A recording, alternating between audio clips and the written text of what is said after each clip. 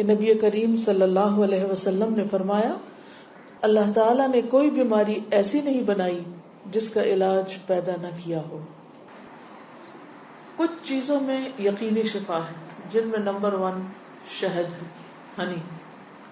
ابو سعید رضی اللہ عنہ سے روایت ہے کہ ایک آدمی نبی صلی اللہ علیہ وسلم کی خدمت میں حاضر ہوئے اور عرض کیا کہ میرا بھائی پیٹ کی تکلیف میں مبتلا ہے۔ آپ نے فرمایا اسے شہد پلاؤ۔ پھر دوسری مرتبہ وہی صحابی حاضر ہوئے، آپ نے اسے اس مرتبہ بھی شہد پلانے کے لیے کہا۔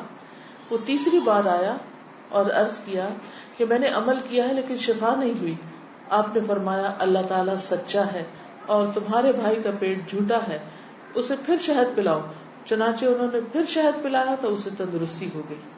کیونکہ قرآن مجید میں آتا ہے نا کہ شہد کے بارے میں کہ وہ شفا ہے، فیہ شفاء للناس۔ کلونجی میں شفا ہے۔ نبی صلی اللہ علیہ وسلم نے فرمایا سیاہ دانوں میں ہر بیماری سے شفا ہے سوائے موت کے۔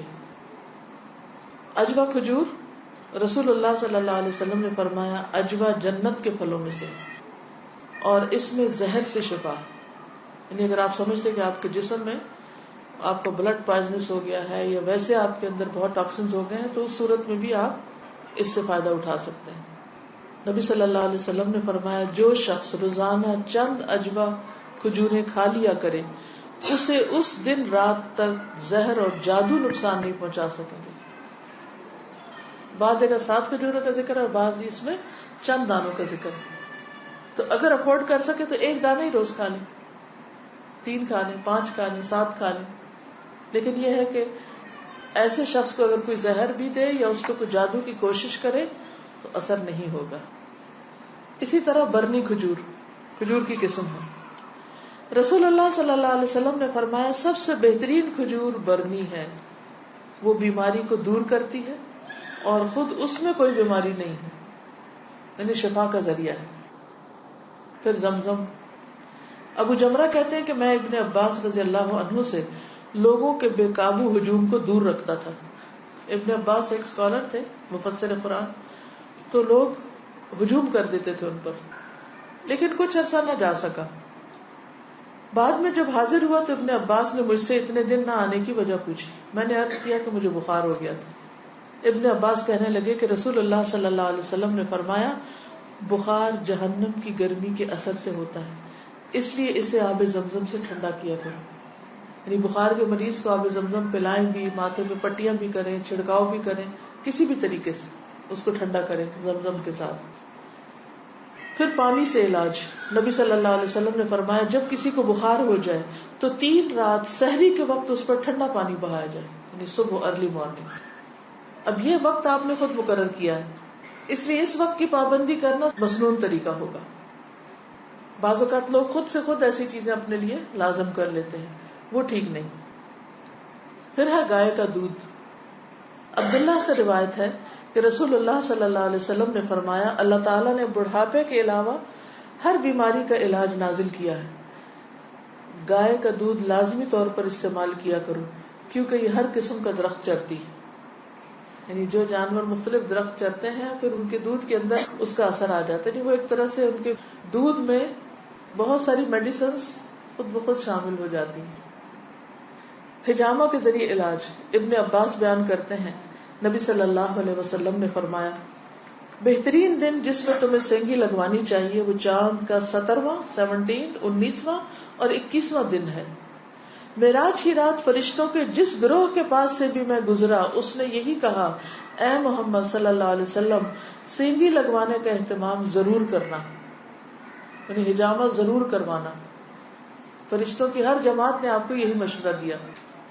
انس رضی اللہ عنہ کہتے ہیں کہ رسول اللہ صلی اللہ علیہ وسلم نے فرمایا جب تم میں سے کسی کا خون بھڑکنے لگے، یعنی بلڈ پریشر ہو جائے، بی پی ہائی ہو جائے، تو وہ سینگی لگوائے، کیونکہ خون کے جوش مارنے سے آدمی کی موت واقع ہو سکتی ہے۔ یعنی بعض اوقات بی پی کے ہائی ہونے سے انسان مر سکتا ہے۔ پھر کھمبی کے پانی میں شفا ہے۔ کھمبی جو من کی ایک قسم ہے جس کو یہ کہتے ہیں مشروم، اور اس کا پانی آنکھ کی دوا ہے۔ عود ہندی میں شفا ہے۔ ام قیس سے مروی ہے کہ میں اپنے ایک لڑکے کو لے کر حضور صلی اللہ علیہ وسلم کی خدمت میں حاضر ہوئی۔ میں نے اس کی ناک میں بتی ڈالی تھی، اس کا حلق دبایا تھا، چونکہ اس کو گلے کی بیماری ہو گئی تھی. آپ نے فرمایا تم اپنے بچوں کو انگلی سے حلق دبا کر کیوں تکلیف دیتی ہو؟ یہ عود ہندی لو، اس میں 7 بیماریوں کی شفا ہے. ان میں سے ایک ذات الجنب، پسلی کا برم یعنی کہ نمونیا. اگر حلق کی بیماری ہو تو اس کو ناک میں ڈالو، اگر ذات الجنب ہو تو حلق میں ڈالو. بعض چیزیں ناک کے راستے بھی ٹپکائی جا سکتی، بعض گلے میں ڈالی جا سکتی. جنگلی بکری کے گوشت میں شفا، ہنٹنگ کا جو گوشت ہے نا. انس بن مالک سے روایت ہے کہ رسول اللہ صلی اللہ علیہ وسلم نے فرمایا ارق النساء سے شفا حاصل کرنے کے لیے جنگلی بکری کے ران کے اوپر والے کمر سے متصل حصے کو پگھلایا جائے، پھر اسے 3 حصوں میں تقسیم کیا جائے اور مریض نہار منہ 3 دن یعنی ہر روز ایک حصہ پیے.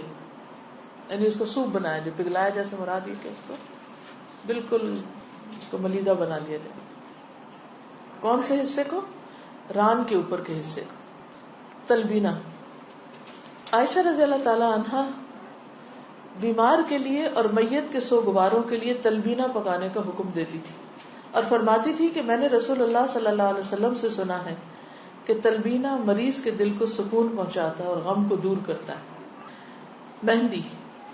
سلمہ ام رافع جو رسول اللہ صلی اللہ علیہ وسلم کی آزاد کردہ باندی ہیں فرماتی ہیں کہ نبی صلی اللہ علیہ وسلم کو زخم ہوتا یا کانٹا چبھتا تو آپ اس جگہ مہندی لگاتے. اور آخری بات یہ کہ پرہیز علاج سے بہتر ہے.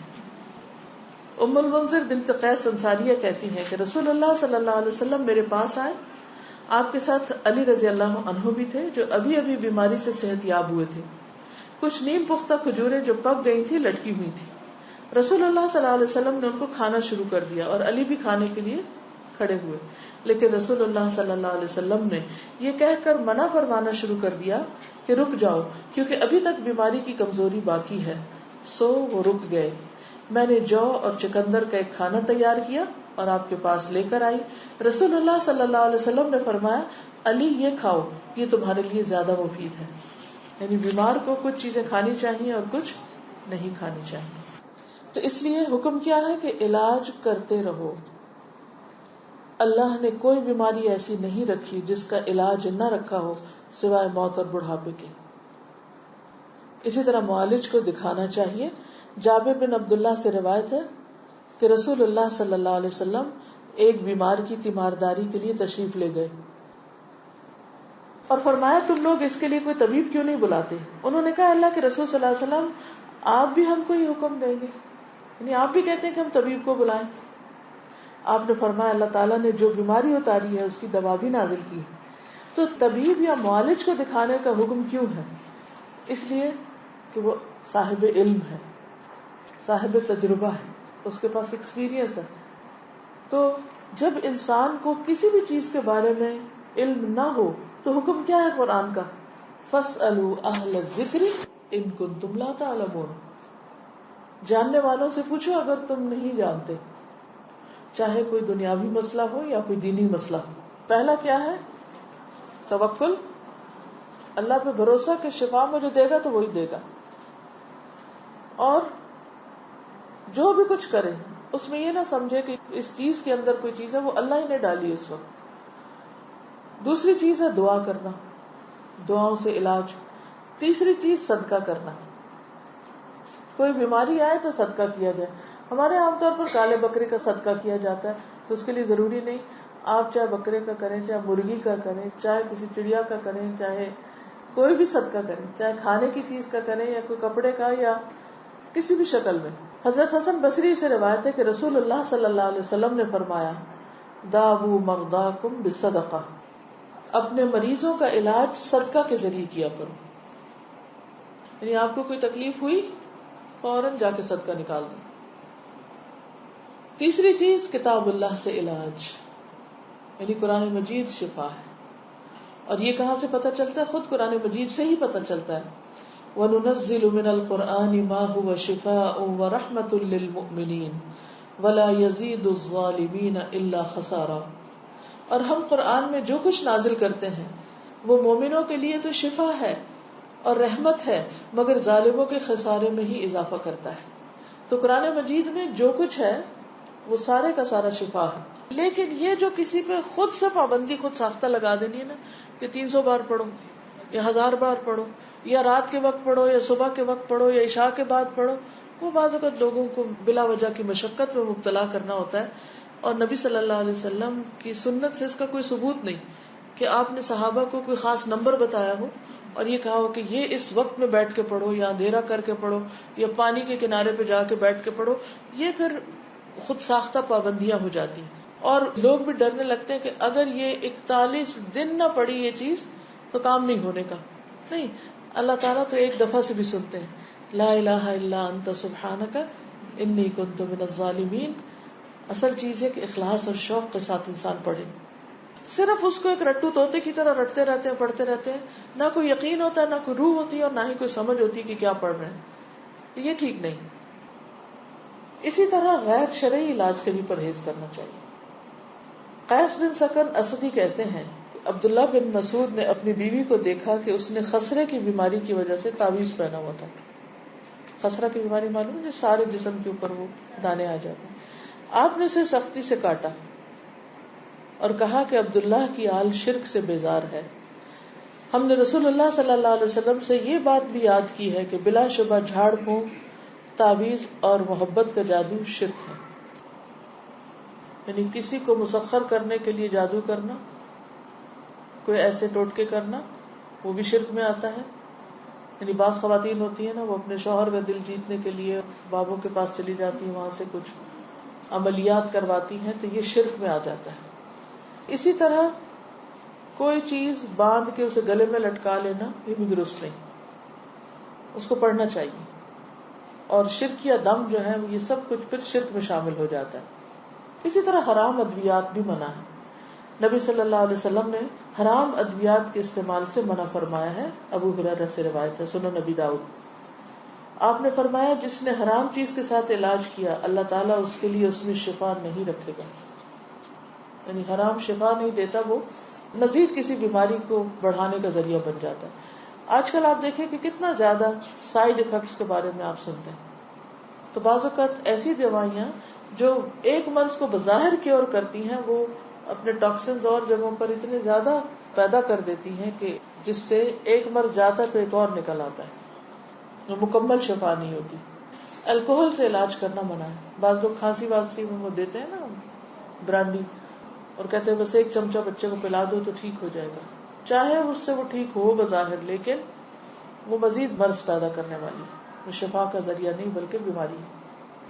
نبی صلی اللہ علیہ وسلم نے جو فرمایا کہ 3 چیزوں میں شفا ہے، اس میں ایک شربت اصل، شہد پینا، اور دوسرا شرطت محجم، یعنی اس کے کٹ میں وہ جو حجامہ والا کٹ لگاتا ہے، اور تیسرا داغنا. تو میں تمہیں داغنے سے منع کرتا ہوں. 2 طریقے ٹھیک ہے، شربت اصل ٹھیک ہے، شرطت محجم ٹھیک ہے، لیکن داغنا ٹھیک نہیں.